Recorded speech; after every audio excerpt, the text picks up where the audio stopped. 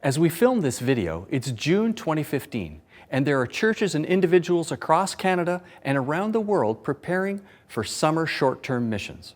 Many of you are participating in short-term missions work, so we've been thinking a lot about this. SEND believes in short-term missions and that it's important we do it very well. For 10 years now, SEND has been an accredited member of the Standards of Excellence for Short-Term Missions.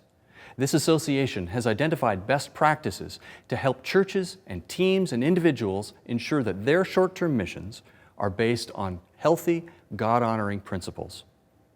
Today I'd like to share with you 3 of those 7 standards for you to think about. The first is readiness or training. It's vitally important that short-term missionaries learn about the context they're going to serve in. This might sound like common sense, but I've been personally shocked sometimes to learn how little those goers know about the people they will serve among. For example, who's leading the country? Who is their president or prime minister or king or queen? What's the economic situation like in that region? What assets does that country have, and what do they export to the world? What religious view is dominant in that area? How do they think about God and about spiritual things? And finally, are we learning at least a few phrases of the local language?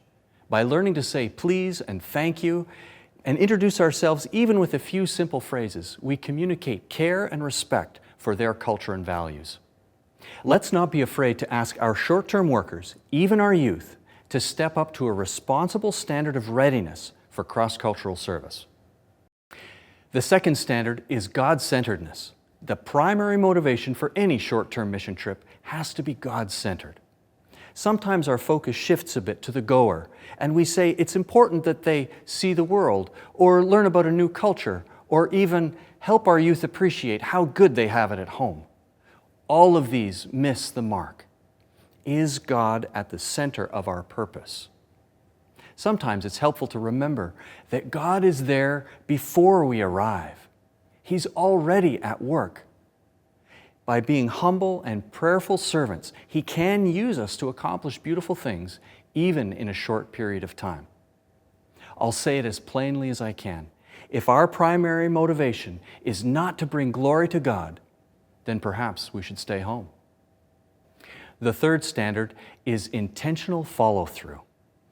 Any excellent short-term mission trip does not end when we reboard the plane for the flight home, or at the final team party where we share our pictures. What happens in the year following the short-term mission trip?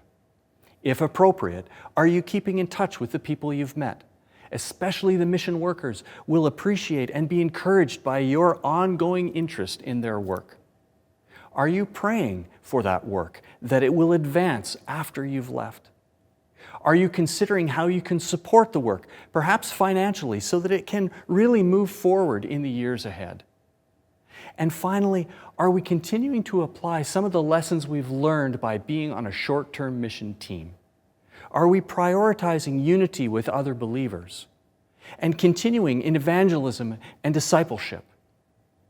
Are these things true in our lives when we return home because we have served the Lord in this way? At SEND Canada, frankly, the goal is not just an excellent trip in some faraway ministry place, but rather to help make disciples in that place, while discipling Christ followers who will take those experiences and integrate it into their lives to be globally minded and faithfully serving right here at home. There's a lot more that can be said about short-term missions and doing it well, but we'll save that for another conversation. If you would like to see a list of all 7 of the standards, you can click or tap here to visit our website.